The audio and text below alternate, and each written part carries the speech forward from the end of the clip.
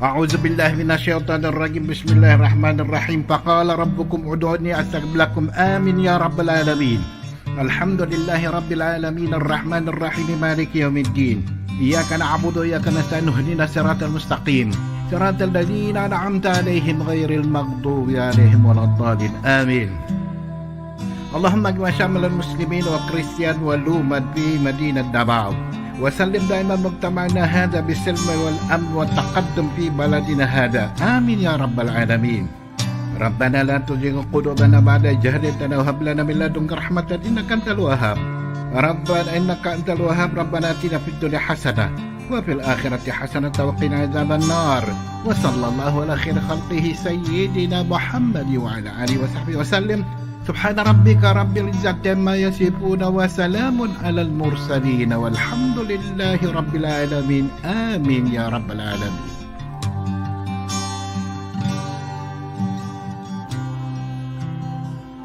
In the name of the Father, Son, and Holy Spirit. Amen. Our most gracious Heavenly Father, we come to you today to praise and worship you and give you thanks for all the things you continue to provide for ourselves and our families.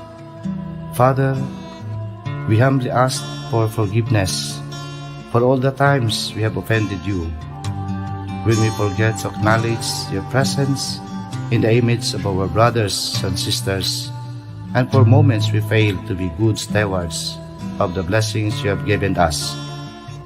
Continue to guide and protect each one of us, Lord, that we may always walk in the lights of your everlasting love and mercy. Grant us, Father, with your comfort in times of distress and with your strength in times of weakness. Bestow upon us your unending grace and healing, that we may in turn become instruments of gentleness and compassion to others. We ask all this in the name of your Son, our Lord Jesus Christ, with a prayer and the intercession of our Blessed Mother. Amen.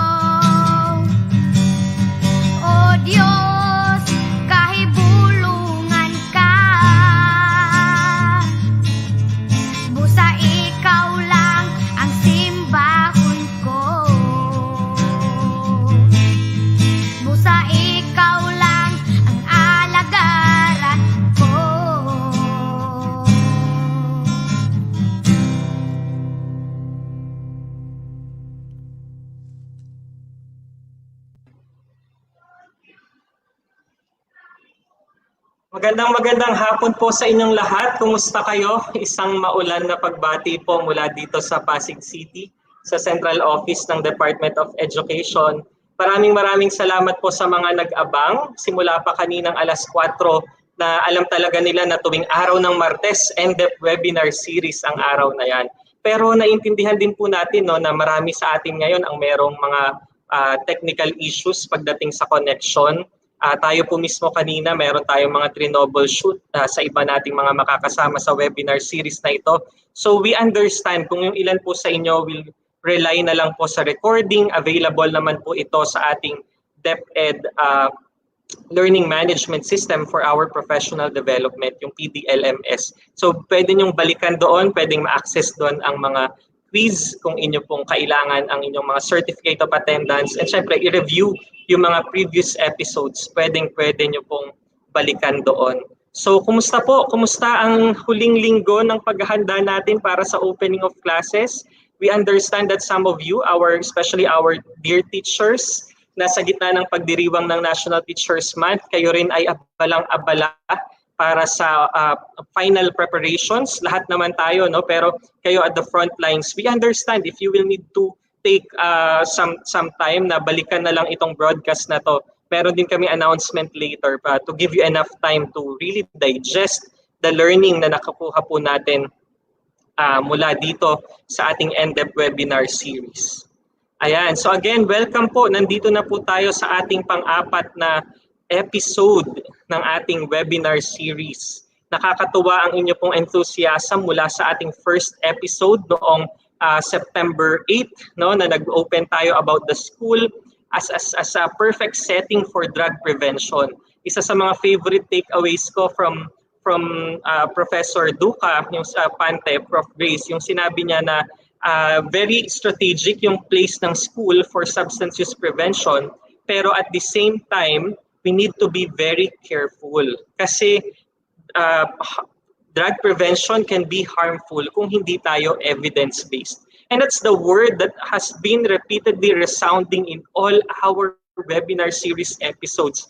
Evidence-based ang bawat pagkilos, especially that we are talking about people's lives here, ay maganda na laging informed tayo ng evidence sa ating mga ginagawa. So ipatunayan natin that something that we thought of doing, especially concerning the lives of our learners and our personnel, ay evidence-based. And we are not left without guidance. So sabi doon sa ating second episode, kasama naman si Pastor LJ, meron tayong UNODC standards na pwedeng maging reference kung ano ba yung mga evidence-based interventions na pinag-uusapan natin. Last week, isa sa mga buhay na hapon sa buong Pilipinas, sa comment section hanggang dulo, ang ating mga viewers, kayo ay very tuned in to our speaker na gino through tayo sa DepED as a workplace and workplace setting in terms of drug prevention. So kasama si Sir Santi, marami siyang mga pre-post na interventions, mga something to consider kapag gagawa tayo ng mga drug prevention initiatives. What I appreciate from that talk is that although at the start we talked about drug use as an issue, yung mga interventions did not have to be related to drugs. It's already about the person, no longer about the substance. So ang ganda ng mga naging discussion, especially natin sa Q&A, that this is about compassion for our colleagues, for our fellow workers in DepED, na we are after the health and safety and well-being of each other. At sa ganong lens natin ina-approach itong drug use na issue. So related pa rin sa mga pinag-usapan natin sa first episodes, yung pag-uusapan natin sa fourth episode na ito. But I will not preempt you kasi i-introduce later ng ating kasama sa School Health Division kung sino yung magiging resource person natin. So I hope that you just sit back, relax, habang nagsisimula pa lang tayo, you can take a break from a while, tingin kayo sa malayo for 20 seconds para nare-rest niyo yung eyes niyo every 20 minutes. That's something that I've read in preparation for this webinar. All right, so let me just address some of your questions. Meron lang tayong ilang mga reminders bago tayo mag-start na habang nandito pa tayo on board. No? One of the frequently asked questions ay paano ang certificate, paano ang registration. Nasasagot po yung lahat ng yan sa memorandum natin na madadownload ninyo sa link na ito. So pwede ninyong tingnan yung link dito po sa inyong screen sa bit.ly/2020 NDEP web series. Yung memo natin, step by step, makikita po ninyo ano ang dapat gawin. And then you only need to register once. A frequently asked question, paano ang certificates? Yan, sagutin na rin natin ngayon pa lang. Actually, you only get a certificate of attendance per episode. So, bawat attendance po ninyo, bawat pag-view ninyo ng recording na ito, kailangan nyo lang matake yung exit quiz na nagiging available at 8 p.m. every Tuesday. Nandun lang naman yon sa ating PDLMS, pero you only have 2 attempts para masagot yung inyong, para matake yung quiz. So, if you get 80%, mag-o-automatic na mag-generate yung ating system ng certificate of attendance. And then kapag nakumpleto ninyo yung 10 na episodes ng ating webinar series, pwede na kayong makakuha ng certificate of completion. So again, you just need to go back to the memorandum para masagot yung inyong mga questions. And all throughout our episode, maaaring meron kayong mga maisip na itanong o meron kayong maisip na comment. Maganda na pumunta lang kayo dito sa link na ito sa bit.ly 2020 NDEP web series feedback and then raise your comment, your question, your insight. Hindi natin ina-encourage na sa comment section ng ating live video ilagay kasi natatabunan siya and sometimes people are getting in and then they are saying na we're watching from this city or that town. So dito po ninyo sa link na ito ilagay. Alright, so again, welcome to our 4th episode. Para sa mga bago pa lang na nanonood ng ating broadcast, we are now on the 4th episode of our 10-episode webinar series that will run until November. Pero may nakikita na kayong board dyan, no? Para sa mga, we understand that you're preparing for the opening of classes next week. Gagawin po muna natin siyang rest day since it's the opening of classes, and you have that entire time to review all the previous episodes, take the exit quiz kung di nyo pa nakakuha, and generate your certificates of attendance. Sige, hindi na natin po papatagalin. Meron akong konting activity para sa inyo. In the previous weeks, I've been asking you questions and then you type in the comments section. Ang gagawin po natin ngayon, fill in the blank, pero just answer it in your mind. No need to type in the comments section. Hindi nyo po kailangang sabihin loudly. Just think about this in your mind. Fill in the blank. Complete the sentence. A person who uses drugs, blank. What's the first phrase, word, sentence, even paragraph na pumasok po sa isip ninyo to complete this sentence? A person who uses drugs, blank. Sige, is it something positive? Is it something negative? Ito po ba ay something na naririnig ninyo frequently? Ito po ba ay something na paulit-ulit ninyong napanood sa TV? Ito po ba ay something na tinuro sa inyo growing up? So what is important is nasagot ninyo yan sa ngayon, pero babalikan natin kung ano yung nasagot ninyo when we go to our resource person later and listen to her lecture. Titingnan natin, ito bang paniniwala ko patungkol sa mga tao na gumagamit ng droga ay nakakatulong sa ating goal of having healthy and safe and well personnel and learners. Yan ang pag-uusapan po natin sa 4th episode na ito. Yan. So sige po, let's have our, as we mentioned in the past weeks, this activity is organized with the Dangerous Drugs Board, our authority when it comes to drug prevention and drug education in the Philippines, na lagi po nating nakaka-partner sa DepED when it comes to our drug prevention efforts. So let us welcome to give us his weekly message at kasama po natin every week. Let us welcome our Executive Director of the Dangerous Drugs Board, Yusek Earl Saavedra. Gian, magandang Earl, good afternoon po. Good afternoon. Good afternoon sa ating mga kasamahan.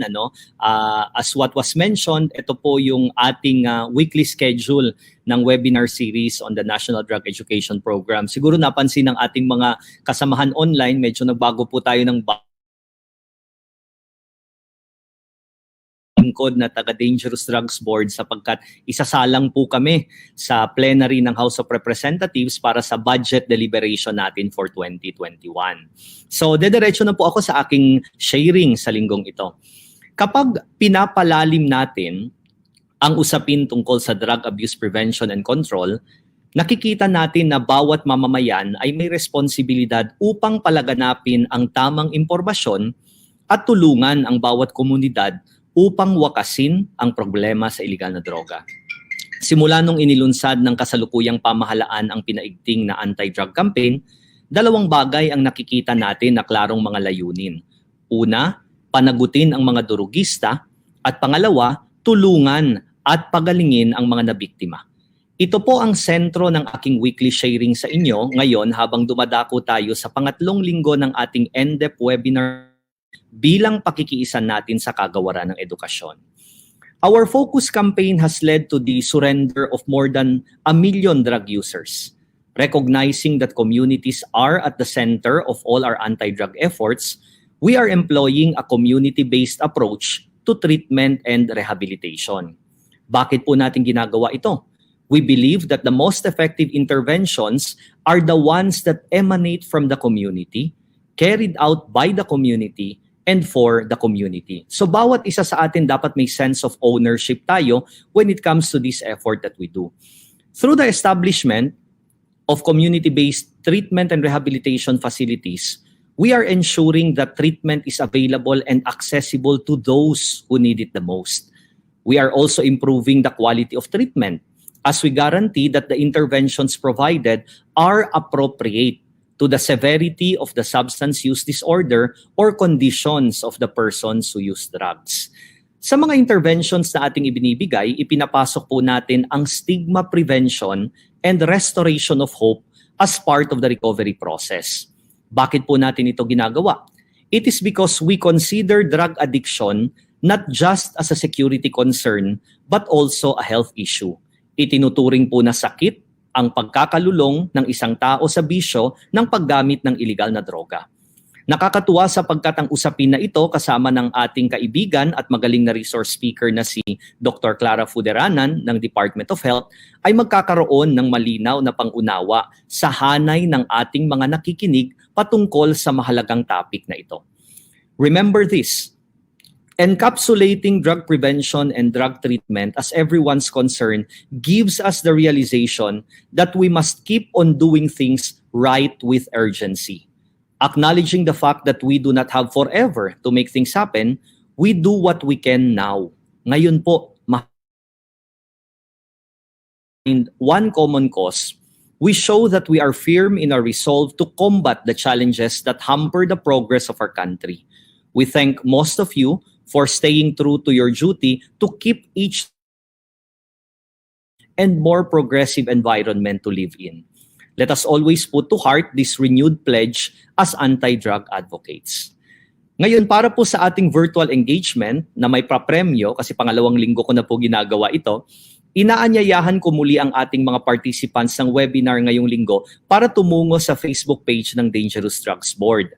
Just like last week, you share your thoughts on the important takeaway which I mentioned sa short sharing ko today. Just to recap po, ito yon. The most effective interventions are the ones that emanate from the community, carried out by the community, and for the community. Reflections submitted will give us the chance to select 2 active winners who will get cell phone prizes again from the Dangerous Drugs Board. Tandaan, since we are after of your undivided attention sa webinar na ito, do the submission of your entries after pagkatapos ng ating virtual session. So ipopost po namin sa Facebook page ng Dangerous Drugs Board yung infographic on the takeaway where you can comment your response. Ang mga sagot lang po doon ang aming babasahin. So I wish you all the best as you make this session worthwhile and productive. Muli, patuloy po nating hangarin ang mabuting kalusugan ng lahat sa pamamagitan ng ibayong pag-iingat. Magandang hapon po. Maraming salamat po, Yusek Earl, and thank you for making your time sa gitna ng mga kabisihan din talaga natin ngayong budget period na ito. Thank you very much po for always making time for DepEd. We appreciate what you said, Yusek, na this is, we have efforts from the community on stigma prevention and restoration of hope. That we move from and to hope. Ang encouraging lang pong marinig nun. So, sa mga viewers natin na medyo na-late siguro ng pasok, si Yusek Earl has announced from the first time that he spoke in this in our episodes na meron silang prizes na cellphones sa mga nagpa-participate, sa mga nagbibigay ng reflections and insights sa ating weekly episode. So for today, meron siyang binigay na instruction, pupunta kayo after this broadcast, hindi ngayon. After this broadcast, you will go to the Dangerous Drugs Board Facebook page. You will see an infographic at meron dong statement where you will give your reflection base sa matututunan pa rin natin ngayon dito sa ating 4th episode ng ating NDEP webinar series. Again, maraming salamat po, Yusek Earl, and the rest of our partners and colleagues and champions sa the Dangerous Drugs Board. Para naman pakinggan ang mensahe ng ating Chief sa Bureau of Learner Support Services School Health Division to be delivered by our Medical Officer 4, Dr. Marie Blanca Piatos. Let's welcome and let's hear the message of Dr. Maria Corazon Dumlao. Maraming salamat, Gian. Muli magandang hapon sa ating masugid na taga-subaybay. I am so happy to meet again the avid viewers of these NDEP webinars. If you would recall, last time we talked about substance use prevention in the workplace. And I hope that everyone who watched or viewed the webinar last week really appreciated the role of the workplace in terms of substance use prevention. Today is another exciting and very learning experience topic because we will be talking about social stigma on substance abuse. Stigma can have a significant negative impact on a person's quality of life. It can affect the self-esteem and even the mental health and the relationships with others and the support services and resources that they can access to. We know for a fact that people who are stigmatized for their drug involvement can endure social rejection, labeling, stereotyping, and even discrimination. Substance use, which has often been viewed as a weak-willed and criminal behavior, has always been stigmatized. Our family, our friends, the general public can carry negative feelings about drug use or behavior. They can even use derogatory terms or label people as addict, salot, masamang tao, bad influence, and the like. Now, these thoughts, feelings, and labels can really cause and perpetuate stigma. Unfortunately, we have people who experience stigma regarding their drug use who are less likely to seek treatment. Not because it is expensive, but because they don't see the need to do so. Social stigma can lead to status loss, of course, discrimination, and exclusion from meaningful participation in the society. There are so many ways to address stigma, but being aware of the effects of stigma and working to recognize and deal with negative thoughts and feelings toward those who are addicted can lead to a more positive outcome for individuals and eventually the society.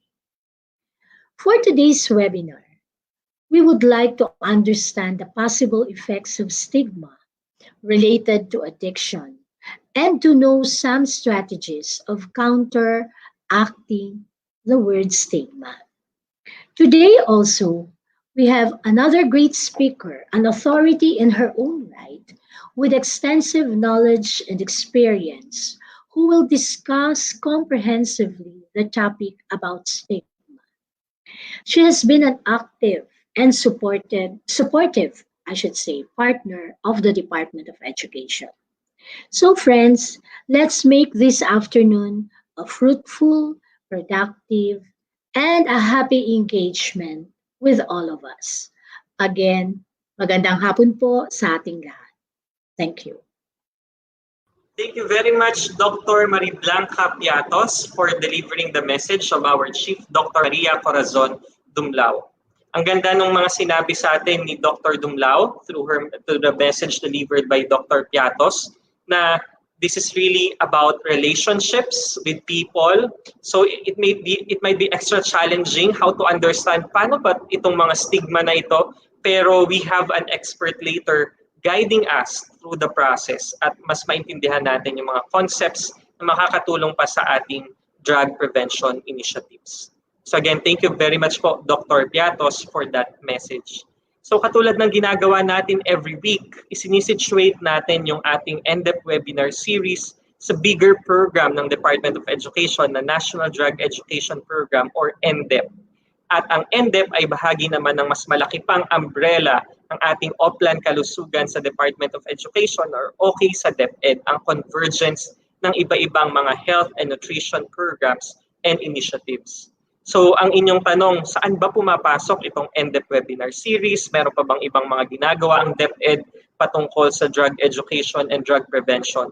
para i-walk through tayo para sa kung ano ba ang NDEP, at actually nagawa na po ito in the previous episodes, overview ng NDEP, and then yung activity last week na finiture ay UPC. I-walk through ulit tayo sa isa pang initiative ng DepED related to the National Drug Education Program. And para dyan, let's welcome our National Program Coordinator for NDEP. Let's welcome Ms. Girly Azurin. Ma'am Girly. Thank you, Gian. Magandang hapon po muli sa inyong lahat. Well, last week napag-usapan po natin ang training on the Universal Prevention Curriculum for Substance Use, or UPC. Well, we talk about the meaning, the 9 curricula of UPC Series 1, and the major accomplishments of DepED in UPC. Okay? So ngayon po, isi-share namin sa inyo ang isa pang activity ng NDEP. Next slide, please. Well, we will briefly discuss. Okay. We will briefly discuss the training of the guidance counselors of the initial assessment and intervention for students, personnel found to be positive on drugs. Well, pinili po namin itong activity na to na i-share sa inyo because we are proud to inform you that this training was personally handled by an expert on this topic, none other than our speaker for today. So this training aims to define the whole screening, brief, intervention, and referral treatment process and its implementation in schools. Next, please. Next. Okay, ano po yung objectives natin dito? Number 1 is explain drug addiction and how it affects the brain. So, kanina nabanggit po ni Yusek Earl that drug addiction is not just a social problem, but it is a health problem because it affects the brain. Second, utilize appropriate self-report screening tools. Naturuan po ang ating mga participants sa dalawang screening tools na CRAFT and ASIS. Well, ASIS stands for Alcohol, Smoking, and Substance Involvement Screening Test, and CRAFT means Car, Relapse, Alone, Forget, Friends, and Trouble. So, based on the self-screening tools, ma-identify na po natin ang risk level of clients. And then conduct necessary brief intervention to clients based on the result of the screening process. Next, please. Another objective, demonstrate and employ motivational interviewing skills vis-a-vis the different stages of change. So dito po, nagkaroon po ng role-playing activity para sa interview ng ating mga clients. 6, formulate the necessary referral system for further assessment of clients. 7 is identify the possible resources, services available within area through networking and linkaging. And number 8, appreciate the importance of observing privacy, confidentiality, and documenting data gathered. Next, please. Next. So meron po tayong 4 na batches na ginawa dito sa training na ito. So ang nagkaroon po tayo ng first batch sa Region 2 and CAR, second batch sa Region 4A, third NCR. Ang last batch po natin ay TOT na po ito na ang participants ay representatives from the 17 regions. This was done in 2018. Next, please. Next. Gusto lang namin i-share yung mga photos namin on the TOT. Yung first photo po, okay, these are the photos po ng ating TOT. So, back slide. Previous slide, please. Okay, makikita po natin ang ating upper portion. Nag-lecture po ang ating resource speaker. Yung lower portion po ng photos, makikita niyo yung role-playing nila sa interview sa ating mga client. Next, please. Next, please. Ito po yung mga group activities ng ating regional participants. Next, please. Next. At ito naman po yung presentation ng kanilang outputs. Next. Ito po ang ating participants from the 17 regions dito sa training ng guidance counselors. Next, I think that's my last slide. Maraming salamat po. Till next episode po para sa another activity ng NDEP. Maraming salamat po. Thank you very much po, Ma'am Girly. Maraming salamat sa pagpapakilala sa isa sa mga activities ng NDEP. Every episode po natin, we will introduce you to different activities under the National Drug Education Program para mas ma-familiarize po kayo and makita ninyo saan natin magagamit itong mga natututunan natin na ito sa bawat episode. Ayan, so katulad po ng ating sinabi kanina, tayo po ay nasa pang-apat na episode na sa 10-episode series na ito. We started with our first episode that talks about the school as a setting for drug prevention. Sabi natin, it's very strategic that we start with understanding how the schools can be instrumental in this initiative. And then para po sa ating second episode, we talk about the UNODC standards, where we said na kailangan evidence-based and we are not left without guidance. Meron tayong mga standards that can guide us in doing drug prevention initiatives. And then last week, we talked about workplace setting in drug prevention. At dyan naman natin pinag-usapan kung paano tayo makakatulong sa ating mga colleagues or makaka-journey with our colleagues who may be using drugs or those who are not yet but are at the risk of doing so, and what interventions we can do para mag-flourish yung relationships natin with each other, and in that way, mas maging healthy yung mga choices natin in our lives. And this time, I think this is a very important topic. So again, para sa ating mga nanonood and bago pa lang sumasama, we are now in the fourth broadcast, in the fourth episode of our series. So I like what we mentioned last time. Kung meron man po sa inyo na may mga questions related to what we are discussing this afternoon, feel free to type them in the link na shinare ko po sa inyo. Ayan, so katulad po nung pinakita ko sa inyo kanina, ito po, bit.ly 2020 NDEP web series feedback. So if you have questions, comments, insights that you need to share, dyan nyo lamang po ita-type. We do not encourage you to type in the comment section kasi hindi po natin sila makikita. We will try our best to answer your questions and ipakita po and i-erase yan sa ating resource persons. But sometimes you don't have enough time for Q&A. Tinitingnan po natin kung meron dyang mga tinatanong kayo na hindi pa nasasagot sa rest of the broadcast. So to introduce our resource person, let me call again our Medical Officer, Dr. Mariblanca Piatos. Thank you, Gian. Magandang hapon once again. Allow me to introduce our resource speaker. Our resource speaker is a lady with a lot of achievements in her career. She is a psychiatrist, an addiction specialist, a life coach, lecturer, speaker, author, and researcher on various issues related to addiction medicine, psychiatry, and pharmacology. As an addiction specialist, she is responsible for the evaluation, assessment, management, and rehabilitation of patients with substance or behavioral addiction. She gives seminars and lectures on addiction causes, assessment, and management.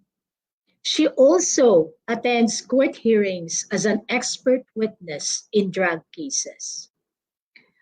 As a life coach, she gives counseling and provides psychotherapy for clients to guide them in handling cases in different stages, phases, and challenges in their different roles in their lives, such as spouses, as a parent, as a child, a sibling, an adolescent, an employer, and an employee, and as a retiree. She is also a parenting counselor. She provides parenting seminars and workshops to schools, teachers, parents, as well as counseling to parents with difficulty in handling their children. Our speaker is also a member of the following medical associations. She is presently, she was the president in 2018 to 19 of the Philippine College of Psychopharmacology. And in 2016 to 2017, she was the vice president of the Philippine College of Pharmacology. In 2014 to 2015, she was the Philippine College of Pharmacology Board Secretary. And in 2013 to 2015, she was the vice president of the Philippine College of Addiction Medicine. In 2012 to 2013, she was the board secretary, the board treasurer of the Philippine College of Pharmacology. In 2010 to 2013, the board secretary of the Philippine College of Addiction Medicine. She is also an associate member of the Philippine Society of Geriatric Medicine, a regular member of the Philippine Medical Association Quezon City chapter, and a member of the Group of Addiction Psychiatry in the Philippines, a member. Now, our speaker is doing the webinar in her private capacity as an addiction specialist and psychiatrist. This is part of her advocacy, despite her busy schedule as a unit head of the Health Systems Development and Management Support Unit of the Dangerous Drugs Abuse Prevention and Treatment Program of the Department of Health. We are very lucky indeed and very thankful because she is here with us to support our NDEP series and to speak to us on her specialty, which is on social stigma. Ladies and gentlemen, and my dear friends, help me welcome Dr. Clara Hidalgo Fuderanan. Good morning, good afternoon, everyone. I hope you're hearing me loud and clear. Am I coming to you loud and clear? Yes, Doc.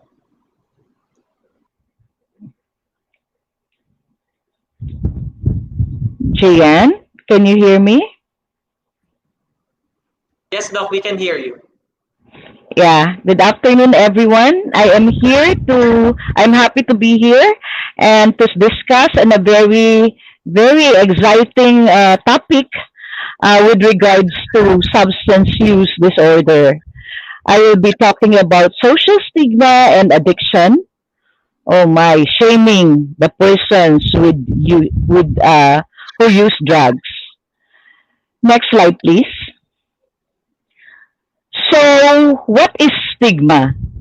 Stigma is defined as a set of negative beliefs that a group or society holds about a topic or group of people.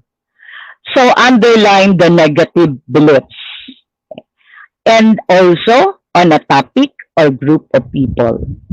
It's an attribute of an individual that is deeply discrediting.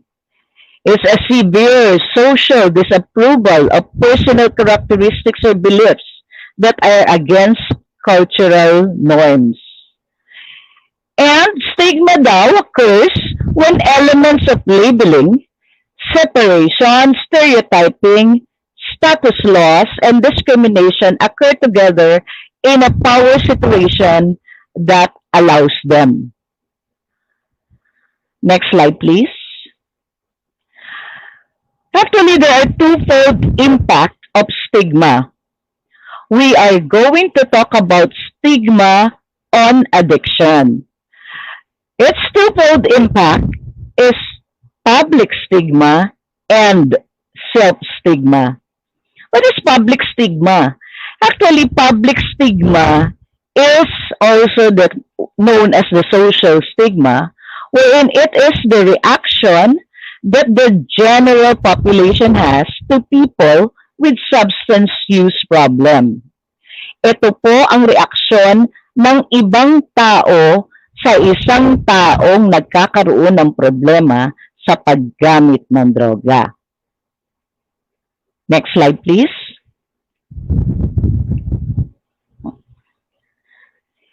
Self-stigma, on the other hand, is the prejudice which people with substance use problems turn against themselves. So, yung public or social stigma po, yun po yung reaksyon ng ibang tao sa isang may problema sa pagdodroga. Pero ang self-stigma, yun po ang prejudice ng tao mismong gumagamit o nagkakaroon ng problema sa pagdodroga. Both of this, the public or social stigma and the self-stigma, may be understood in terms of three components. What are they? One is stereotype, two is prejudice, and the third is discrimination. We will be discussing this one by one. Next slide, please. So, in public stigma, ulit, ano yung public stigma? Yun yung reaksyon ng general population sa isang tao na nagkakaroon ng problema sa paggamit ng droga. So, ano naman ang stereotype? Ang stereotype is the negative belief about a group. In what we are going to discuss today, it's about persons who use drugs. So, anong stereotype ba ng general population para sa isang taong gumagamit ng droga? Ang negative belief po, ang isa sa mga negative beliefs about the persons who use drugs ay, nako, dangerous sila. So, kung dangerous sila, ito yung belief. Ano naman yung prejudice? Ang prejudice naman po sa kanila ay, ang ibig sabihin nito ay, yung dahil dun sa belief na yon, ano naman ang emotional reaction ng tao dahil ito ang paniniwala nila tungkol sa isang taong gumagamit ng droga. So sabi natin, ang stereotype ng isang gumagamit ng droga ay dangerous. Anong prejudice? Dahil naniniwala tayo na sila ay dangerous, ang emotional reaction natin ay, syempre, takot. Kasi dangerous sila eh. So there is fear as prejudice. Ano naman ang discrimination? Dahil naniniwala tayo, ang isang person who use drugs ay dangerous, dahil yun ang stereotype sa kanila, ano ang prejudice natin o emotional reaction natin sa kanila? Nakakatakot. So ano naman ang magiging behavioral response natin sa kanila because of this? Dahil sila ay dangerous, tayo ay natatakot, therefore, ang reaction natin, behavioral response natin ay, i-avoid natin sila. Kasi nakakatakot sila eh. So ito po yung public stigma. Nakikita niyo epekto? Meron tayong negative belief na sila ay dangerous. Meron tayong emotional reaction dahil sila ay dangerous. We have fear. Dahil nakakatakot sila because they're dangerous, what is our behavioral response? We avoid them. So, nakikita niyo po siguro ngayon. So dahil dito sa stereotype na to, meron tayong mga corresponding prejudice at discrimination. Next slide, please. Next slide, please. So, self-stigma naman. Di ba sabi po natin, ang self-stigma ay yung namang, yung kanilang reaksyon sa sarili nila dahil sila ay gumagamit at may problema sa paggamit sa droga. So, ang stereotype, ang negative belief nila sa kanilang sarili ay, nako, wala akong kwentang tao. Incompetent ako. That's the negative belief. Kasi yun ang stereotype na nalalaman nila at naririnig nila sa kanilang paligid. Dahil ako'y gumagamit ng droga, ako ay weak ang karakter ko at napaka-incompetent ko. Dahil because of this stereotype, ang prejudice natin o ang ating emotional reaction dahil incompetent, ang reaction po ng taong yon sa sarili niya ay, ano emotional reaction? Siyempre, mababa ang tingin niya sa sarili niya. Kasi nga, nasa isip niya, ay incompetent ako eh. Weak ako. And therefore, wala akong dapat ipagmayabang sa sarili ko. And therefore, I feel na wala akong kwenta. So, there is low self-esteem. At dahil doon, ano naman ang behavioral response ng taong yun? Well, because of the prejudice na may low self-esteem siya, because of the stereotype na weak siya, then nagpipil na po ang isang tao to pursue work. Wala na po siyang lakas ng loob na mag-pursue ng work. Kasi ang tingin niya sa rin yan, hindi ko kaya. Wala na akong kaya. Walang kwenta kasi ko eh. And therefore, wala na ako ma-achieve. So, because of that, he feels very low para sa sarili niya. Next slide, please. And what will happen? Of course, malulumo siya, di ba? Siyempre, madidepress siya. Yun ang nagiging problema. Because of the stigma, either the public stigma or the self-stigma, may stereotyping na nangyayari, merong belief na nangyayari na negatibo, meron tayong prejudice na nagkakaroon tayong emotional reaction because of that stereotype, and meron na ding discrimination.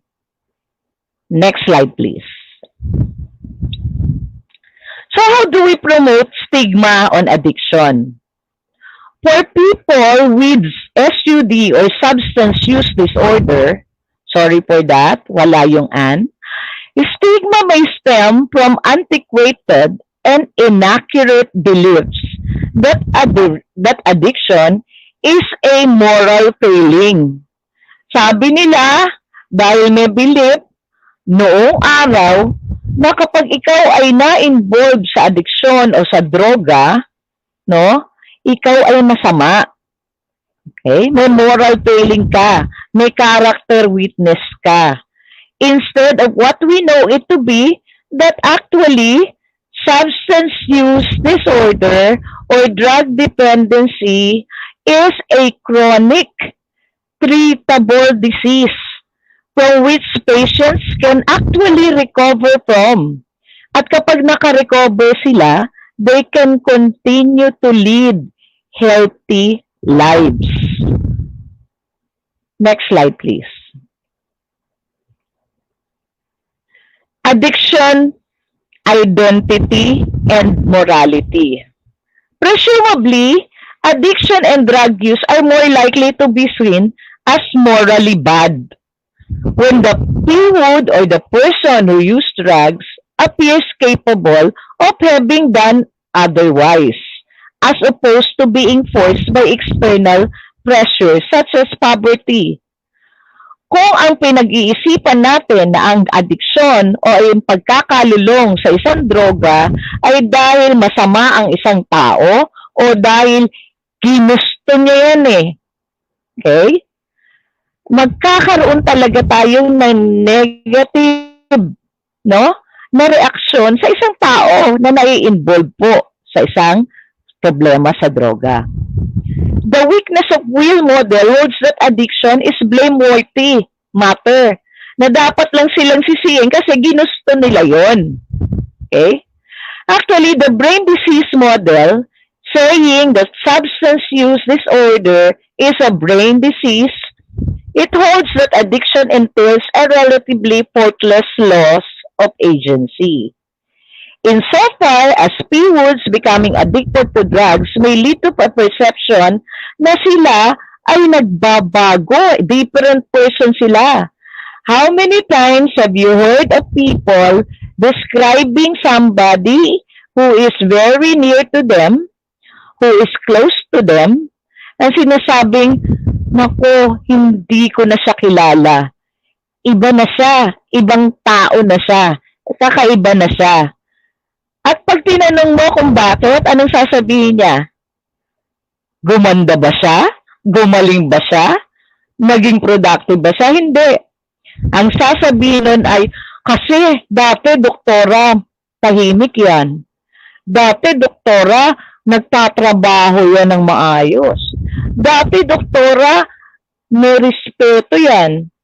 So, ang parating pinag-iisipan na kapag na-involve ka sa drugs, ginusto mo yan, mababa, mahina ka, very weak ang character mo, at saka masama ka na.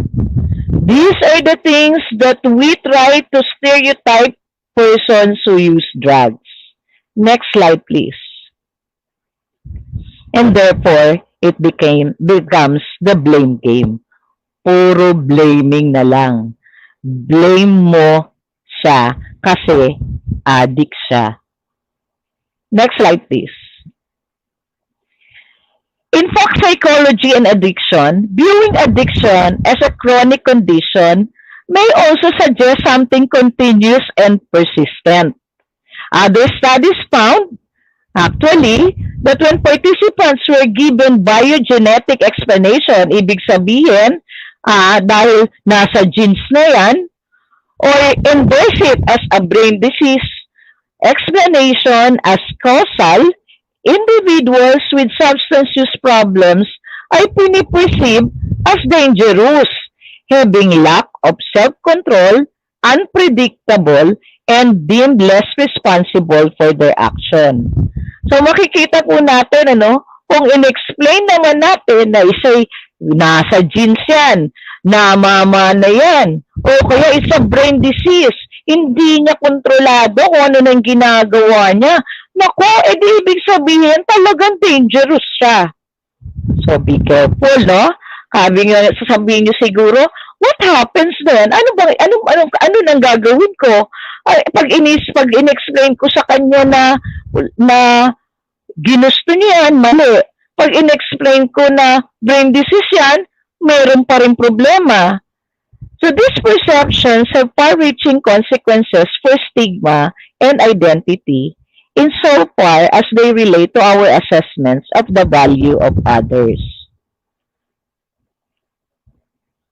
So lahat, kapag gumagamit ng droga, person who use drugs, puro blame. Blame him, blame her, blame mo siya. Next slide, please. So ano naman nagiging epekto ng stigma on addiction? Well, social stigma often leads to status loss, discrimination, and exclusion from meaningful participation in society. Nako, wag na natin isali yan. Addict yan eh. Bakit natin sasali? Panggulo lang yan.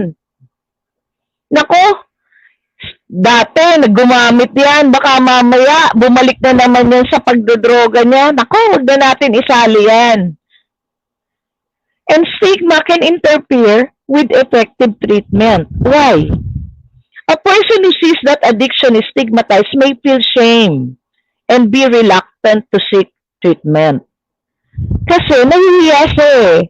Dahil alam niya na negatibo at may stigma na ang isang gumagamit ng droga o gumamit ng droga kahit huminto na siya ay iba ang trato sa kanya kapag siya ay pumunta at manghingi ng treatment.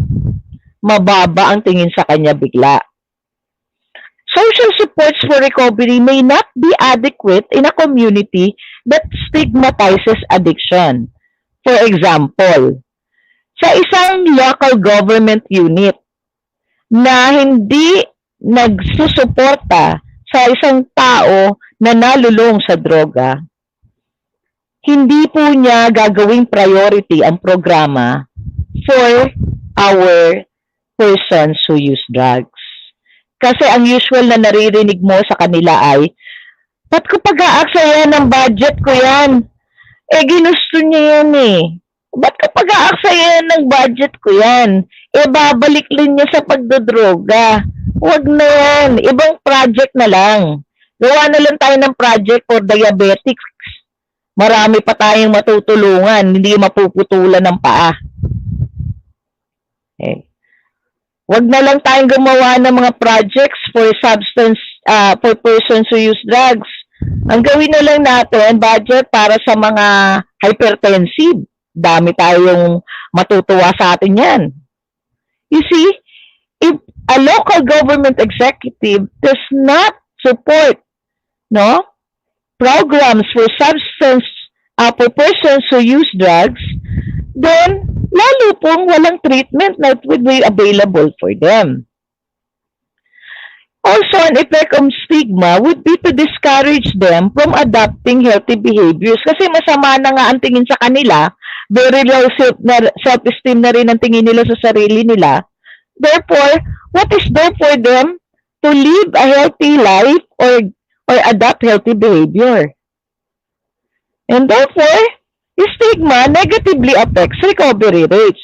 Kahit nag-umpi na sana siyang huminto sa paggamit ng droga, he's trying to recover from the substance use disorder.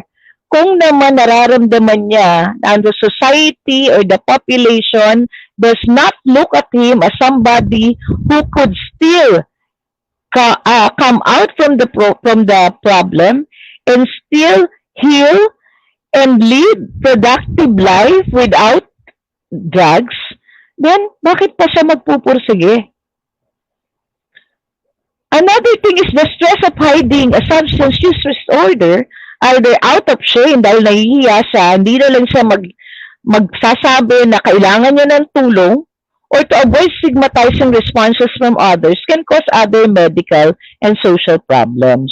Alam niyo po, marami po akong nagiging pasyente na ganyan na pag natanong mo, sasabihin nila, maikukwento nila sa inyo na alam niyo, mas hindi nawawala sa isip ko nung ako'y nagdodroga pa at nagtatry na magbago. Yung shame na nararamdaman ko nung pumunta po ako at nagtry akong maghingi ng tulong. Yun po yung hanggang ngayon nararamdaman ko pa. Yung paano nila ako trinato dahil alam nila na durugista ako. So, napakagrabe ang effect talaga ng stigma sa addiction. Next slide, please. It can also lead to self-fulfilling predictions that those who are addicted cannot recover anymore. So, naniniwala na tuloy sila dun sa stereotype na ibinibigay sa kanila ng ibang tao na wala na silang kayang gawin pa. Hindi na sila pwedeng maging positibo. And it can also lead to discrimination. Example, yung mga employers would not want to hire anyone who is in recovery, who are trying to recover from drug dependency. Kasi, ang stigma dyan is, nandun na sa kanila yan, tapos sinasabi nila, once an addict, always an addict. So, kawawa naman talaga sila. So, parang down the drain na agad sila because of the stigma. And so, this stigma can lead to what? Feelings of hopelessness and reluctance to seek help. Next slide, please. Next slide, please. How does stigma affect people? Violation of human rights. Example, they are being treated with less consideration and respect when seeking medical care and housing. Less consideration. Sa kanya yan, addict naman yan Ito muna si Aling Basang ang unahin, bigyan ng medical na assistance. Lack of employment, losing jobs and difficulty getting jobs if substance use problems are known. So, kahit na try nilang magbagong buhay, pag nalaman na sila'y nagkaroon ng problema sa paggamit ng droga before, minsan ginagawang pa ng storya just to get rid of the person in their workplace. And of course, the negative feelings of the persons who use drugs about themselves because they internalize those negative beliefs of others. Kung ano yung sinasabi ng iba na negatibo, parang ini-internalize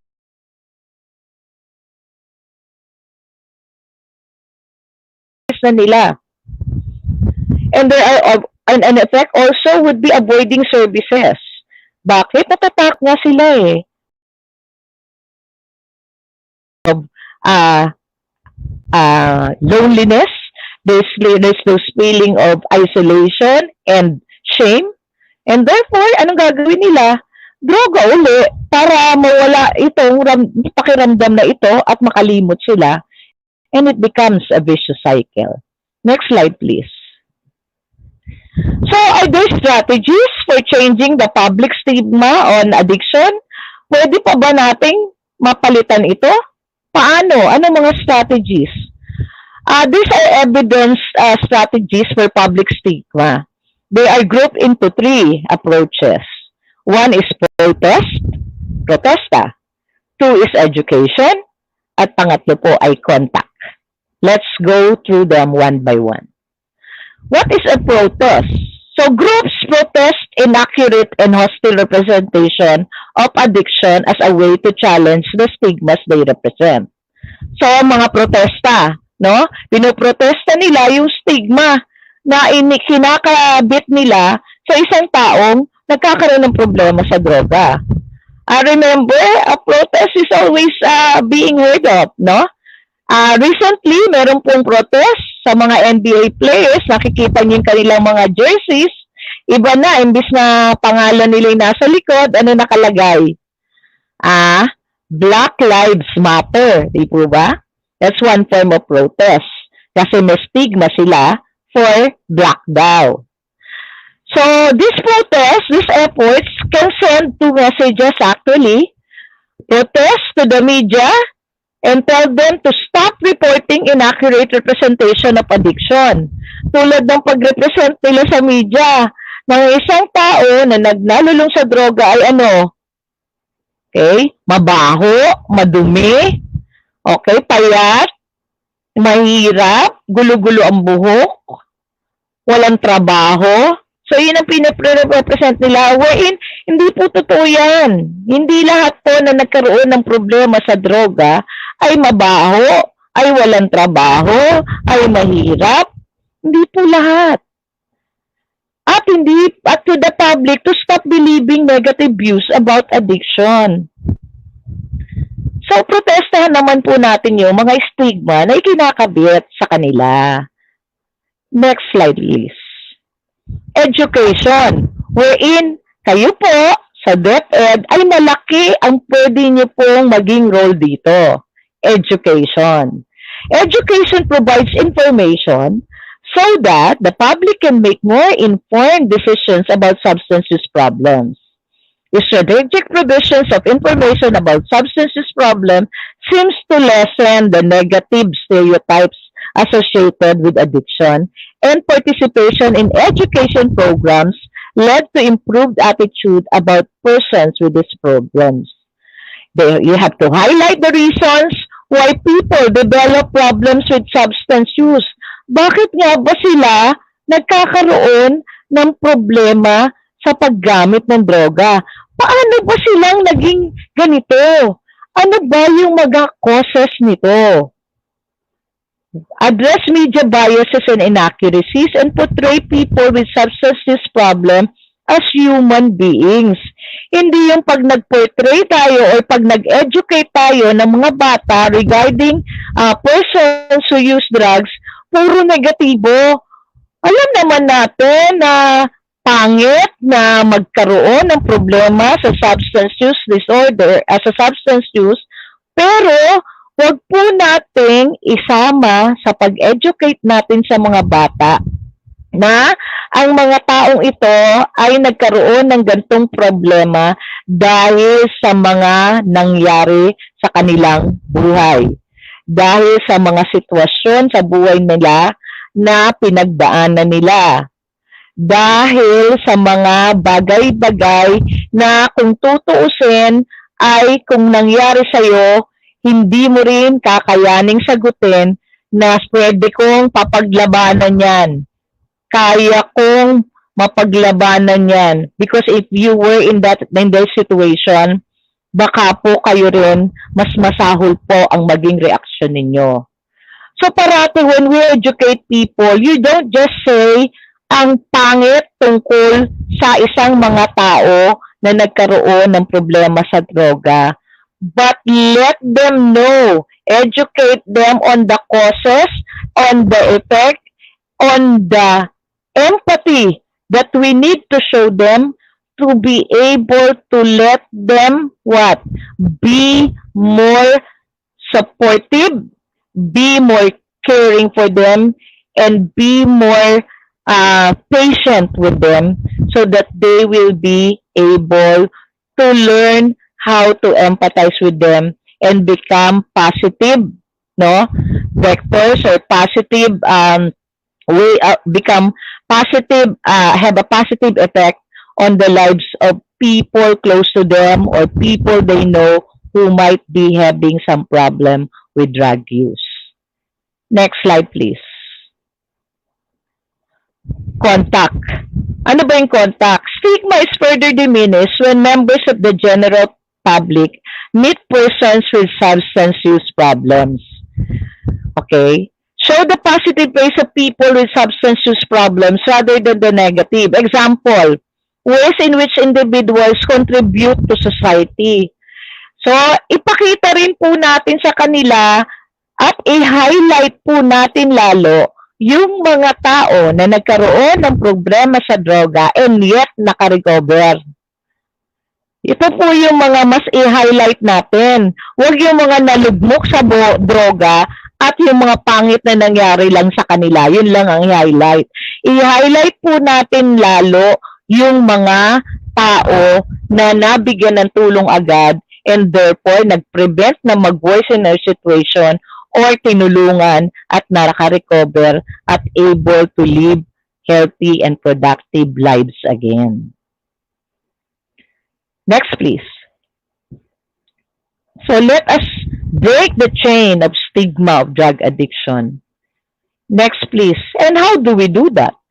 How do we actually prevent po before it happens? How do we prevent stigma on addiction? The possible ways to counteract self-blame and self-stigmatization will be to increase the knowledge. Tulad ng sabi ko kanina, educate about the causes and background of substance use problems. The everyday problems people experience are often the effect of a complicated sequence of events in their lives. Marami pong pinagdaanan yan. Kung malalaman nyo lang, kung makikipag-usap po kayo sa kanila, tulad po na nangyayari po sa akin, every time I have my clients, a person who use drugs, who's trying to seek treatment, kung mabalaman nyo lang po ang kanilang mga naging karanasan, naging problema, naging buhay, ay nako, kulang pa po ang maalaala mo kaya. Marami po dyan na pwede po kayong malalaman later kung anong pinagdaanan nila. Self-stigmatization is also an effect of having a stigmatizing attitude towards persons who use drugs. Yung pong stigma, self-stigma ng tao na nagkaroon ng problema sa droga ay also an effect of the social stigma, yung general population's reaction to people who use drugs. So dahil yun, ang stereotype ng isang gumagamit o nakagamit ng droga, they have this self-stigma. So they look down upon themselves. The most important way to reduce stigma actually and discrimination is of course improved treatment and care for them. If there is an improved treatment and care for them, next slide please, it will be very helpful. The positive experience of a better community-based and integrative care of PWOODs is also very promising. Ngayon po, ang ating gobyerno ay in-enhance po ang community-based drug rehabilitation program. Nakasama po ang schools doon sa mga badak. Kasama po ang mga schools doon.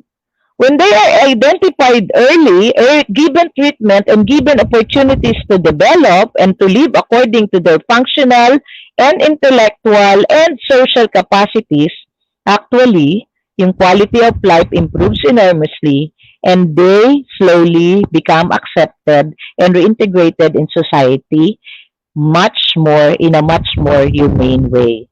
Actually, meron pong mga ganyan, even in other countries, wherein they give our recovering drug dependents source of livelihood, or they give them responsibilities in the community, and hindi nila ikinakahiya, and they become accepted. Bakit? Kasi nakikita nila na nag-i-improve na yung tao at positibo na ang binibigay nito sa komunidad, and therefore nagiging mas supportive ang mga tao, and therefore nag-i-improve din po ang kanilang pananaw tungkol sa mga persons who use drugs. Next slide, please. Testimonials. Actually, very important din po ito, yung mga testimonials ng mga recovering drug dependents, or those who have recovered from drug dependence and trying to maintain it that way. Actually, yung iba po nagkakaroon pa ng Speakers Bureau. Tinuturuan po yung mga PWODs na ito ng mga recovering drug dependents on how to handle themselves in front of people and how to do their testimonials. Para po, it's important, it gave the speakers the reassurance of their own value also. Binabalik po natin yung self-respect dito sa kanila dahil they are given the time to educate other people based on what? The things that they have in their past, how they were able to overcome the drug dependency or problem with drugs. Next slide, please. Ito po ang nakakalungkot. Sometimes interventions should be directed actually to the medical personnel giving the treatment for our persons who use drugs. They include addiction specialists, psychology, psychiatry, social workers, and other service providers who are often important sources of stigmatization. So very important na ito po na caregivers nagpo-provide ng service, sana po sila yung mas maging conscious dun sa how they handle people and how they treat people who use drugs. Kasi minsan sila pa yung nariringgan mo, ay naku, kasi addict yan kaya ganyan. Ayun na naman, nag-a-addict ka na naman. Ang magulo lang ng konti, nakadroga ka na naman, So these things, magdalag naririnig ng ibang tao, so i-strengthen niyo po yung stigma for persons who use drugs. So ganun din po sa inyo mga educators, for learners to be listening to you, and for them to be observing how you treat persons who use drugs, or students or learners who were apparently involved sa drugs.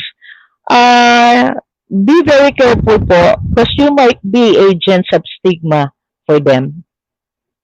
So there's also a need to change the curricula of medical schools, and even sa mga grade schools, high schools, of other and schools of other allied professions, to include the changing the presentation of a PWOD and emphasize ways on what to prevent and combat the stigma. Next slide, please. Actually, ito po sinasabi nila, they see the addiction, they don't see us A survey of people who use drugs provided written reflections about what they wish people or society at large understood about addiction. Ito po ang sinabi nila. Iba sa mga ito ay sinabi, just because I was an addict, kung hindi porke ako ay naging addict, doesn't make me a bad person. Deep down inside, we are wonderful, loving people actually. Kaya lang kami naging victims of substance use. It's not a matter of willpower. Wala akong tao na ginusto na malulong sa droga. It's not that masama kaming tao. Hindi po namin ginusto yun. Addiction is not the entirety of me. I am me. I am not just my addiction. There is a lot of other stuff other stuff in me to love. I wish people saw the time that addicts spent alone. Akala nyo ba natutuwa kami sa ginagawa namin every time we lie to you, or every time na nangupit kami just to be able to buy illegal drugs. Hindi po kami tutuwa noon. Okay? Next slide, please. So, as an individual, ang tanong, how can you help? There are effective ways for individuals to help reduce stigma. And how? One is offering compassionate support. You display kindness to people in vulnerable situations that will prevent them. Sa mga taong alam nyo na nasa vulnerable situation, tao na kulang sa aruga, tao, estudyante na sobrang hirap ang pinagdadaanan sa buhay, please display kindness in them. Listen while withholding judgment. Seeing a person for who they are, not what drugs they use. Okay? Doing your research, learn about drug dependency, how it works. And of course, treat them with dignity and respect. Paano po silang maiinganyo na mag-change at magawa ng mga bagay upang mahinto ang kanilang pagkalulong kung wala naman pong nakikita na hope na iiba na po ang inyong pagtingin sa kanila? Avoid hurtful labels. Replace negative attitudes with evidence-based facts. And speak up when you see someone being mistreated. Huwag yung panunuorin nyo, tatawanan po at makikitawa kayo o makikijoin pa kayo. Huwag naman ganun. And of course, by sharing your own stories of stigma, you will be able to help reduce the stigma. Next slide, please. Actually, words matter. Yung mga words na addict, no, dirty, clean, junkie. Okay, I will tell you why. There are terms to avoid or terms to use, and why consider using these recommended terms to reduce stigma and negative bias when talking about addiction. Example, instead of using addict or user yan o abuser yan, junkie yan, you may use person with substance use disorder, person who use drugs, person with opioid addiction, or merely patient. Because it's a disease eh. Why? Because person first language, tulad ng person who use drugs, the change shows that a person has a problem rather than is the problem. So pag sinabi niyong substance abuser yan, ibig sabihin siya yung problema. But if you say person who has substance use problem, ibig sabihin the person has a problem and therefore needs your help. The terms avoid illicit negative association, punitive attitudes, and individual blame. Also, don't use, instead of using alcoholic, person with alcohol use disorder or person who misuse alcohol. Instead of saying, former addict yan, repoint addict yan, you may say person in recovery or long-term recovery, person who previously used drugs. Madali lang naman po yun eh. Parating person first language ang gamitin. So sana po, after this, wala na pong gagamit ng addict ha. Addict yan eh. Ha? Person who use drugs. Person who has substance use problems. Also, instead of habit, you use substance use disorder or drug addiction. Because inaccurately implies that a person is choosing to use the substance and can actually choose to stop. Alam niyo po, pag ang tao, person who has substance use disorder, kahit po alam nilang mali, hindi nila makontrol yung kanilang sarili to use drug because it gives them a sense of anxiety. It triggers anxiety in them hanggat hindi sila makagamit because it's a disease, it's a brain disease. So please, instead of using it's a habit, use substance use disorder. Or instead of the use of abuse, you say use or misuse for those misusing prescribed meds. Alam niyo po, meron po kasing nagkakaroon na ng mga tao na nagkakaroon ng problema with the misuse of prescribed drugs tulad ng morphine, di ba? Yung mga ginagamit para sa anesthesia or sa pain, no? Misuse prescribed meds po 'yon. Okay. And of course, the legitimate use of prescription medication is limited to their use as prescribed by the person to whom they are prescribed, and consumption outside these matters is misuse. Kaya, misuse po instead of abuse. And of course, opioid substitution replacement therapy, if you have learned about it, instead of that, you use opioid agonist therapy or pharmacotherapy because it's a misconception that medications merely substitute one drug or one addiction for another. Mali naman po yan. Next slide, please. Using of clean, kunyari yung test results, kunyari nag-drug testing, clean yan, dirty yan. Please, instead of using clean or dirty, well, the testing was negative, result is negative, or result is positive, no, set an example with your own language when you treat patients who might use stigmatizing slang. Use of such terms may evoke negative and, of course, punitive implicit cognition. Next slide, please. And for those babies, no, kawawa naman yung ibang babies who are born to mother who use drugs while they are pregnant. So paglabas nila, nagkakaroon sila ng signs of withdrawal. Instead of saying naman, ay, addicted baby kasi si baby A. Huwag naman ganun. You just tell them, baby A was born to mother who used drugs while pregnant. Baby A with signs of withdrawal. Okay. Babies cannot be born with addiction because addiction is a behavioral disorder. They are simply born manifesting a withdrawal syndrome. Next slide, please. So, ano bang advantage kung i-destigmatize natin ang addiction? If we shatter the stigma for addiction, it brings the disease into the light of hope. Binibigyan niyo po ng hope yung mga that try mag-recover and healing. Diba? Imagine po nyo kung yung taong yon ay very close to your heart. Diba? You would want to give hope for them. You would want to encourage them to go for healing. So it's very important to destigmatize addiction. Now na. Wala nang shame. No more shame. Hashtag no more shame.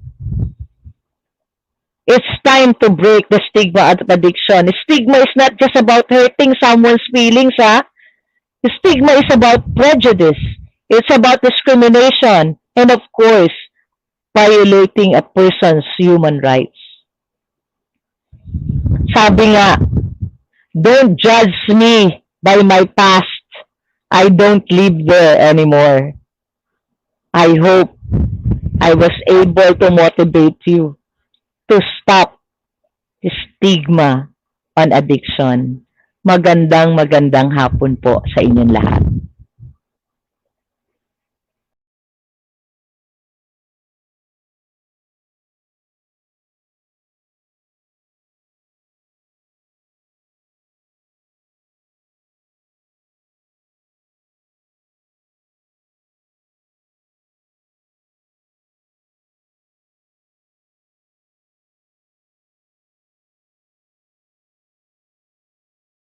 Ginagawang panakot, even the way that people who use drugs are portrayed in the media, lagi siyang nandun sa negative side. Are you saying, Doc, that it is inaccurate to use these labels on people who use drugs?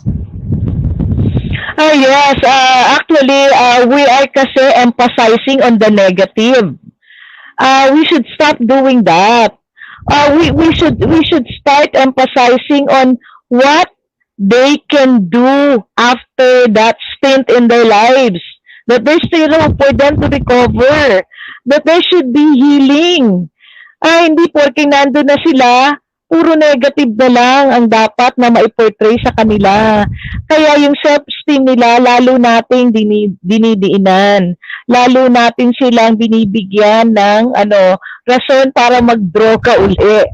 So let's not be part of those people who would try to help them get back into the use of drugs. Yeah. So, Doc, alam niyo po, I'm sorry, no?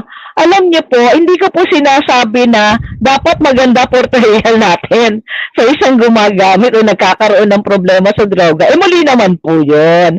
Maging makatotohanan naman po tayo. Kaya lang po, ang gusto ko po sabihin dito is emphasize po na we would like to stigmatize the use of drugs, not the person. Okay? So we do not want to stigmatize the person. We want to stigmatize the use because if there is stigma on the use, there will be fear. Di ba? So if there is fear, what do? We avoid. And therefore, if we stigmatize the use, we avoid the use. And that's going to be very positive. But do not stigmatize the person. Yeah. Doc, ang isa rin po, actually, ang nakakatuwa po sa nangyari ngayon sa session natin, we have plenty of time for questions from our participants. So if you have remaining questions, although very clear na yung presentation ni Doc Clara kanina, feel free to type them dun sa link na nakalagay sa atin. We did not have this plenty of time in the previous weeks kasi lagi po tayong nauubusan ng oras. But now, we have so much time to address your questions. Feel free to raise them. Actually, I really made sure. Sorry. I'm sorry. Actually, I made sure to shorten, to shorten and be very concise with my lecture, so that we will have time for question and answer. So, yun po. So, please, if you have any questions or if you have any sharing, please do so. Because that will help. This is one way of educating and destigmatizing. If you can share anything, their experiences with somebody na na-stigmatize or hindi, then please share it with us because that will help.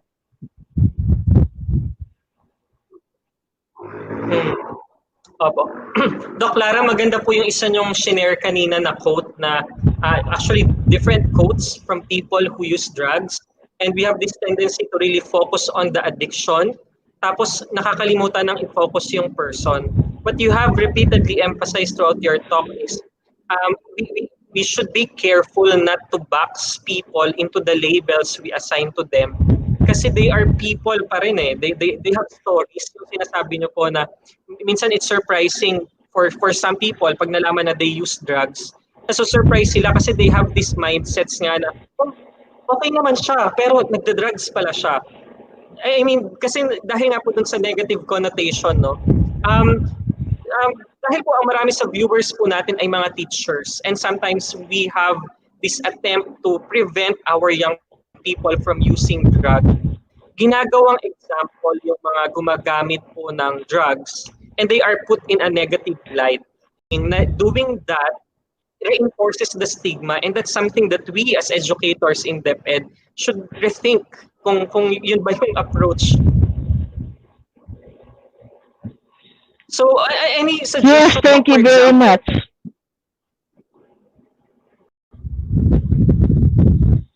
Go ahead, so, po. Doc, if I were a teacher, for example, what is the best way to talk about people who use drugs to my students?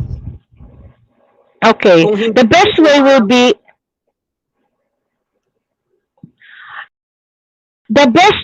be to emphasize the causes. What makes one, get involved with drugs? And then ipasok nyo doon yung preventive. So makikita nyo kapag mas maganda po for educators to present the problem on drug use or misuse by telling the learners about the causes. Ano yung causes? Ano yung mga preventive factors na pwedeng gawin para hindi mangyari at makamit yung cause na pwedeng magkaroon ng problema later. So it's the other way around. Kasi usually po, ang old school natin, even me, lalo na ako, na mas matanda ako kaysa sa inyo. So during my time, ang presentation ng isang may problema sa droga ay napaka-negatibo. Na tama lang na hindi sila gayahin. Pero ang tingin ko kung ngayon, ang aking pananaw, makikita ko, kung ano, kaya pala ang pangit ng tangin ng mga tao sa isang gumagamit ng droga dahil bata pa lang sinasabi na itong tao pag naging droga ay papangit, hindi na makaka-recover, wala nang buhay, so huwag kang nag-involve. So parang pinatay na rin natin yung tao. So kumbaga parang wala nang pwedeng mangyaring maganda pa sa kanya kasi naka-label siya na isang may problema at pagkakalulong na droga. So ang best way is for education, no? For educators also to emphasize the causes and the preventive measures. Ano po yung mga factors na preventive? Ano po yung mga risky factors para po makita nila, ito pala yung risk. Ito pala yung prevent, para ma-prevent mo yung risk. Ang cause pala, ang isa sa causes pala nito ay yung hindi nabibigyan ng pakiramdam na pagmamahal ng magulang. So kung yun ang risk, anong preventive measure? Dapat pala ang mas magulang, sa bata pa lamang, maramdaman na ng bata na buo siya, na may nagmamahal sa kanya, and therefore, mahalin din niya ang sarili niya.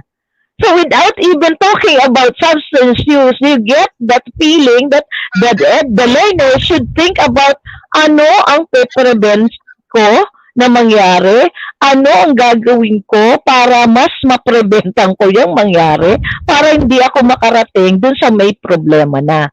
At kung may problema na, dapat i-emphasize din po natin na meron pong pag-asa pang gumaling.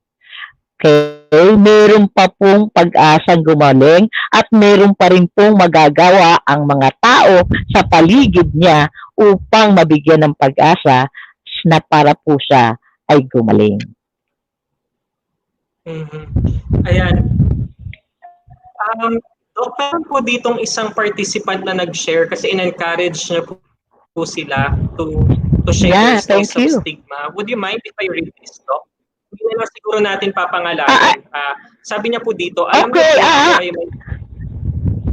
sandali lang. Ang importante po doon ay tanungin kung pwedeng i-share doon sa nag-type. Siguro sinabi niya dyan, baka gusto naman niyang i-share.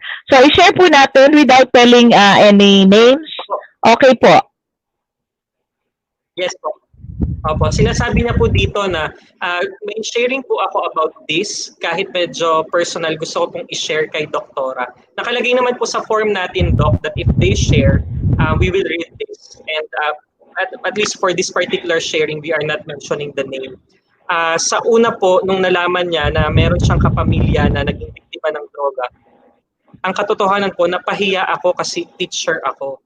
Pero bilang kapamilya, ako mismo ang nag-inform sa barangay para matulungan siya.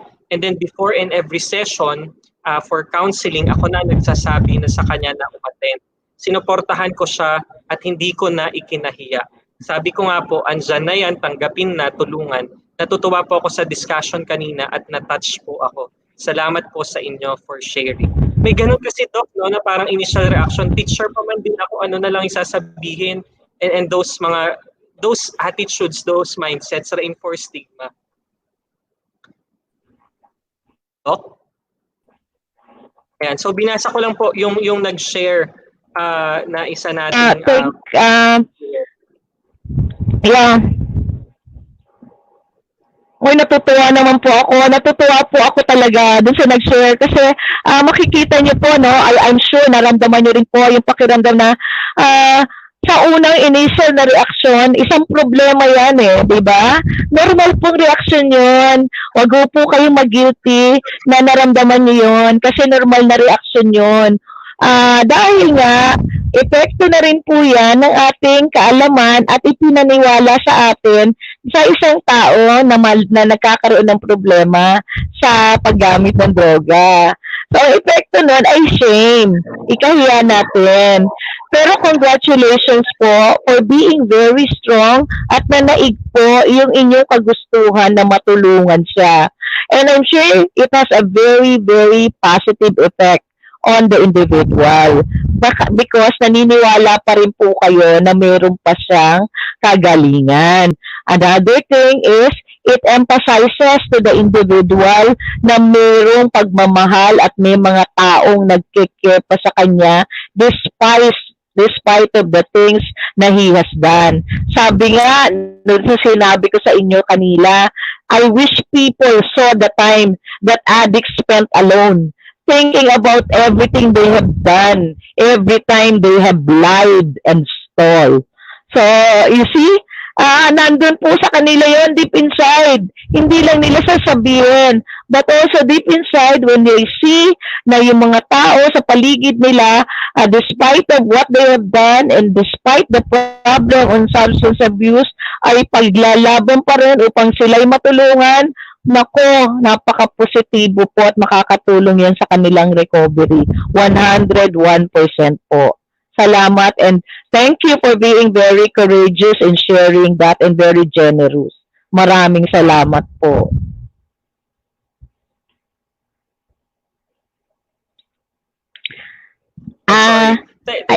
Yes, Doc. Opo, natuwa po ako doon sa sinabi niyo doon sa nag-share sa atin na huwag mag-guilty for feeling shame initially kasi we were brought up to think that way. Like, we grew up in a system na stigmatize talaga ang mga tao na gumagamit ng droga. So our initial reaction would really be negative din. So in a way, parang sinasabi niyo po na, sige, it's a process of unlearning, no? Na i-unlearn natin yung mga misconceptions, mislabels that we had. And then you proposed 3 ways kanina, Doc, on how we can do this. Tapos yung isa doon na sinabi niyo is protest. Maybe we cannot be physically joining protests, pero in our everyday conversations with our colleagues at work, in the classroom, in sessions like this, we have the opportunity to correct people. So in effect, that's in a way parang protesting. So how do you encourage us, Doc, to correct people who are maybe unaware as well na they are reinforcing the stigma on drug use? Sabi ko nga kanina, you can go on. Yeah, sabi ko nga kanina, in a very nice way, wag humiliating way, wag yung shaming din sa kanya on how she reacts, but in a very kind manner na walang tao na na makakarinig na mapapahiya siya, na or in a jokingly manner, you can do that. Pwede po niyo yung sabihin like, talaga? Ganun ang peg? Ganun lang. Tapos later, ikaw talaga, pwede mo naman sabihin ganito, di ba? Katawa ka talaga. Well, so when you say that, nakakatawa ka talaga, hindi mo siya pinapaya, hindi mo siya sinesermonan, pero magigets na yun, I'm sure. Kasi if you were in his place, pag ganun ang approach, mas magiging receptive ka. Kesa yung blaming or shaming na mali siya, well, that will discourage him and become defensive. So, palagay ka ganun po. You can share in a positive way by jokingly, manner, kind, and of course, huwag yung mapapahiya siya. It's really going to be a journey for all of us, Doc, no? And learning the things that we thought were true about drug use and people who use drugs. And then being gentle on each other then at the ultimate way is really necessarily about addiction. Marami pang mga positive feedback dito, Doc. Would you mind if I read some of them? No. Ayan. So, no, it's all right. It's all right.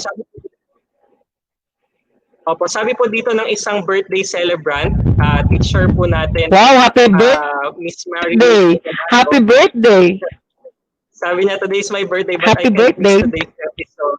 Ayan, drugs addiction stigma is almost the same as the stigma caused to COVID-19 patients and survivors. But I really appreciate Dr. Clara's statement that persons should not be stigmatized, but the behavior itself.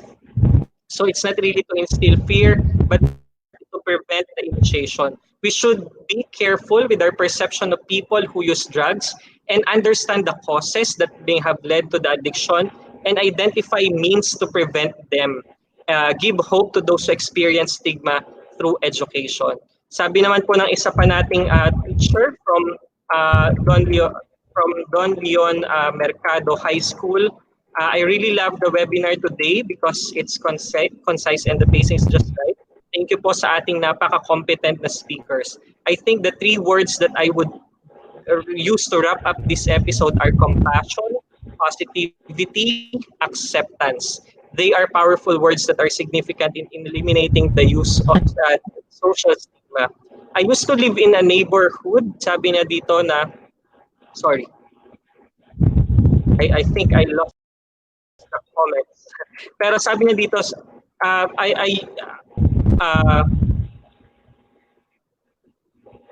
sometimes ang mga words na aware ako na ginagamit regarding drug use ay labels like sabog, kalansay, and children.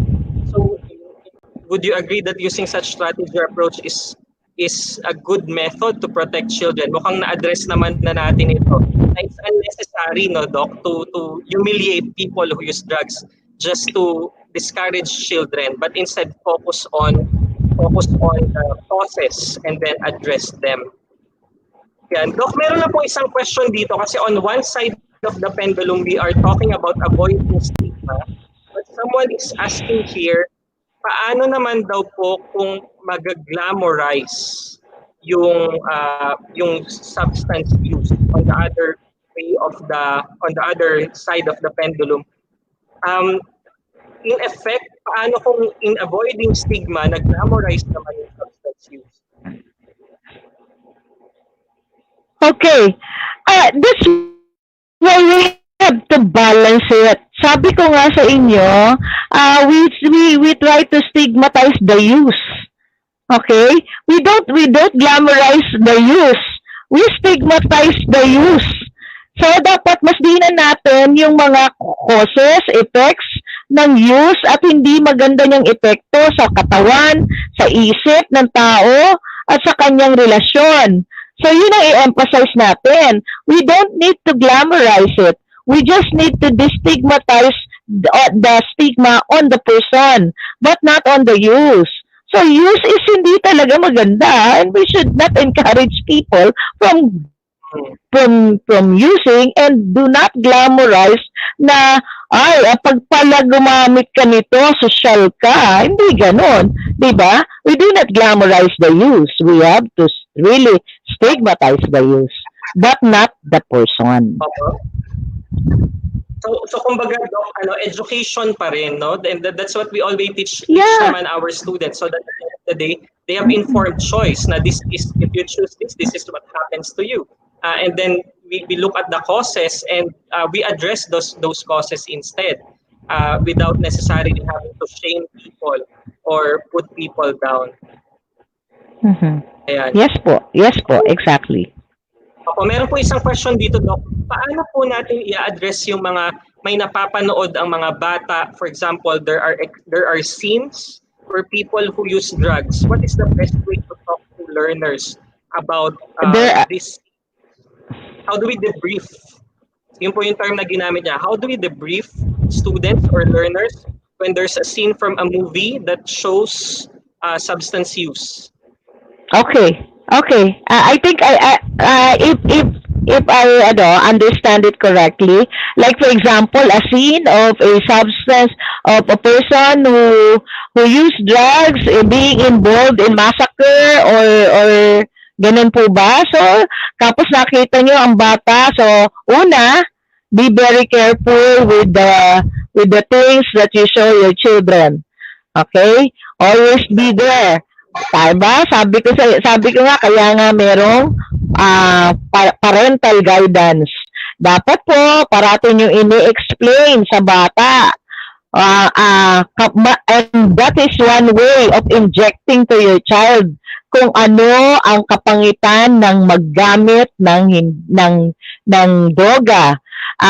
Because it will have an impact on them that hindi pala talaga maganda ang magiging resulta kung magkakaroon ka ng paggamit ng droga.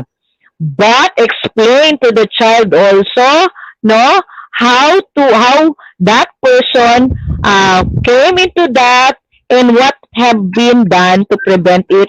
Of course, kung consider nyo yung age ng child, kung paano i-explain. You don't need to go to the nitty-gritty part and detail of it, no, na hindi na maarok ng bata, makonfuse pa lalo. Every time you explain to your child, you try to see anong level of understanding niya. Just like when you explain what is sex in a child. So, wag yung ibang connotation on sex for you, iba naman sa bata. So, try to see anong level of understanding ang sa bata. Ganun din po dun sa understanding niya sa kanya nakita. And thank you for that. Tama po yun. Dapat tinitignan niyo po kung ano yung nakikita ng bata at kung di maiwasan at nakita niya na, dapat ipapaliwanag niyo po kung anong nakita niya. And in order to prevent stigmatizing, then stigmatize the use, not the person. Again, ganun po. Thank you.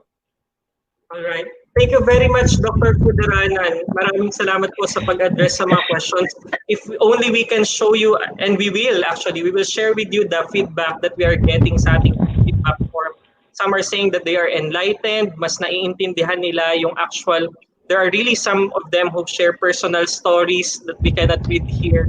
Pero we'll let you know, Doc, how this lecture has been enlightening to many of our viewers. So again, maraming salamat po, Doc, and maraming salamat po sa ating mga viewers. Any closing words, Doc, for our viewers this afternoon? Nakakatuwa kayo talaga. Every time I'm involved with you in your program, natutuwa ako. Kasi advocacy ko naman kasi ito to be able to help, and nakakatuwa rin kayo kasi you are very generous with sharing, nakakatuwa, and then that's one way of trying to let out and educating other people who might be very shy in bringing up and letting out and sharing what happened to them. Pero by doing that, malalaman po ng ibang tao na nakaranas din nun na, oo, ako din naramdaman ko yan. Ay, oo, ganun pala dapat. So that's one way also of educating people by sharing what happened to you and how you reacted. And again, please, do not be too hard on yourself when at times you feel like, naku, pagkatapos nito, mali-mali naman pala ako kung paano kong ginawa ito sa aking mga kamag-anak. Mali-mali naman pala yung pagkaka-explain ko dito sa aking mga estudyante. Don't be too hard on yourself. Lahat po tayo nagkakamali. But, sana naman po itong pagkakataon na ito na nagkakwentuhan tayo will be able to motivate you to destigmatize addiction. And thank you very much for all of you. You've been wonderful. Maraming salamat. Sana po, meron akong nagkaroon ng kaunting positibong pananaw tungkol sa destigmatizing of addiction. Marami pong salamat. Maraming salamat po, Dr. Clara Kudaranan. On behalf of Dr. Dumlao and the rest of the School Division, we always appreciate the time na ibinibigay niyo po sa amin. We hope we could see you again after this pandemic soon. Soon. Trainings in the future. Thank you very much po. Yeah. That's Dr. Kudaranan, our resource person for this afternoon, for this episode of our NDEP webinar series. So what we got from today's session, I really like that part of the Q&A where Dr. Kudaranan comforted one of our viewers and said, "Huwag kang mag-guilty for thinking that way." And maybe that's the same mindset that we will take when we approach everyone else when it comes to this drug issue.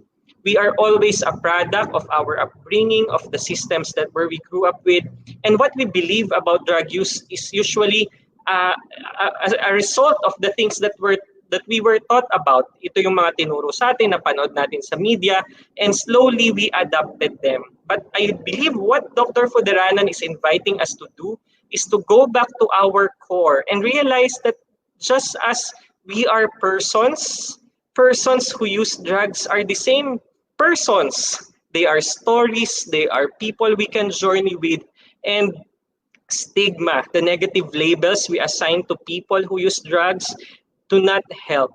They even prevent people from seeking to understand the situation. Hindi siya nakakatulong, hindi siya may negative outcomes pa siya. So let's work hand in hand in destigmatizing our views of people who use drugs. Sa inyo na mga nanood ngayong hapon, maraming salamat. We take note of your feedbacks and we appreciate them. Ipaparating natin kay Dr. Fuderanan yung ibang mga sharing ninyo which you wanted her to know. And there are some questions maybe that could be answered mas personal na lang. So we are taking note of them as well. Pero we would like to address again some of your questions related to the technical side of this webinar. So ang lagi po nating sinasabi, if you have questions about registration, you only need to go to this link that you will see on your screen. Ayan, baliktad. Ayan, so you will see on your screen bit.ly/2020 NDEP web series. And what we are saying is, kung meron po kayong mga questions about registration, about link, nandyan po yan yung memo, mababasa po ninyo step by step. Pero let us just address again the frequently asked question about certificate. We apologize that we cannot just issue a certificate nang wala po kayong exit quiz. So when we go to the next slide, yan. So you have to go to the DepED PDLMS and then take the exit quiz. Kailangan po ng exit quiz because that will be our only way to know that you really listened and you stayed during the broadcast. We want to have the quality pa rin po ng certificate that will be issued sa inyo and a proof that you really that you stayed with us all throughout the session. So the exit quiz is a requirement. May mga nagtatanong po kasi kung pwedeng bigyan ng certificate kahit walang exit quiz. We apologize, but this is a measure that we have set up para po ma-control din natin yung mabibigyan natin ng certificates. But we understand that some of you are having issues, so please feel free to explore the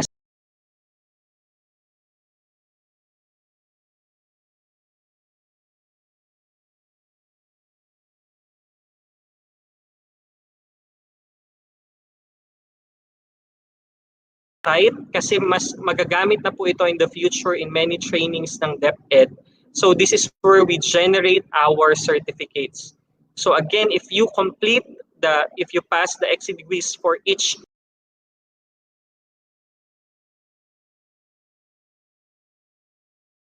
session, you get a certificate of attendance. And then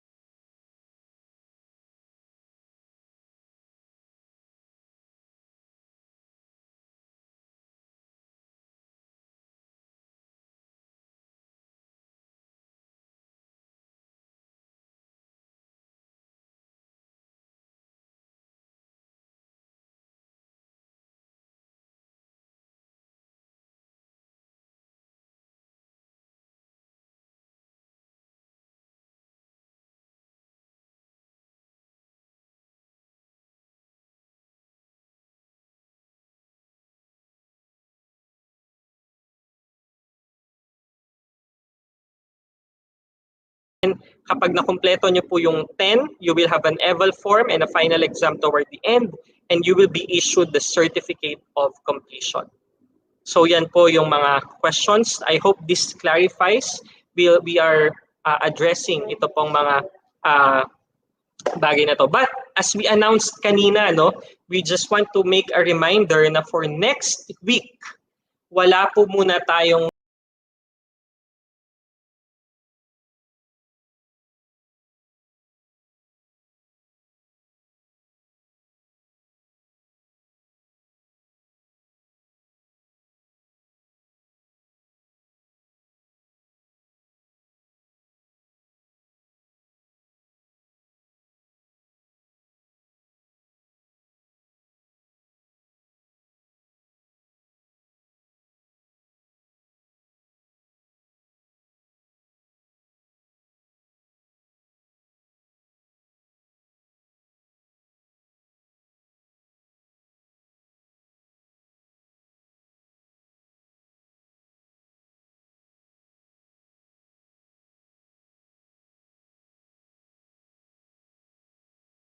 Information Division, the DepEd Regional Office,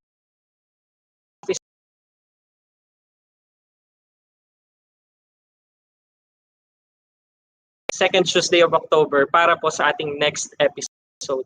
I hope kanina we started with you thinking about a person who uses drugs. Now, we end with that as well. If you complete that sentence, ano na po yung nabubuong statement in your mind when you complete the statement? A person who uses drugs, blank. Sana po nag-create ng kaunting pag-iisip, ng kaunting pagbabago sa inyong mga mindset. Ito pong naging session natin ngayong gabi. So again, maraming salamat po. We'll see you again on October 13.